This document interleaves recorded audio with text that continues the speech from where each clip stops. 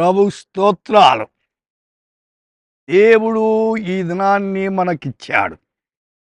1 కొరింథీ 1:9 మిమ్మును పిలిచిన దేవుడు నమ్మదగినవాడు. God is faithful by whom you are called.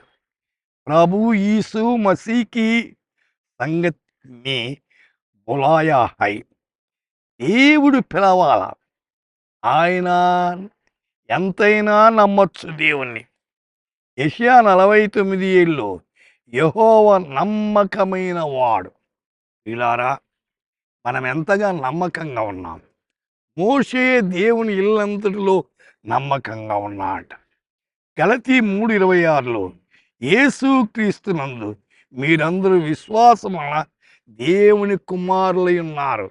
సోదరి సోదరుడా, దేవుని కుమారుడుగాను కుమార్తెగాను తీర్చబడ్డారా? విశ్వసిస్తేగా. క్రైస్తవ కుటుంబంలో పుడితే దేవుని పిల్లలు కాదు. ప్రభును అంగీకారం. 1 తిమోతి 1:5 పవిత్ర హృదయం నుండి మంచి మనస్సాక్షి నుండి నిష్కపటమైన విశ్వాసం కలుగు ప్రేమయే. మన ప్రేమ పవిత్రంగా ఉండాలి. మంచి మనస్సాక్షి కలిగి ఉండాలి. మనస్సాక్షి మన మీద నేరాపణ చేయకూడదు.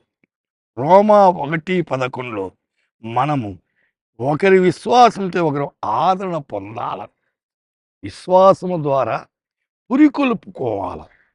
అయితే అవిశ్వాసానికి దిగజారకూడదు. అవిశ్వాసాన్ని కలిగించేవాడు సైతానుడు.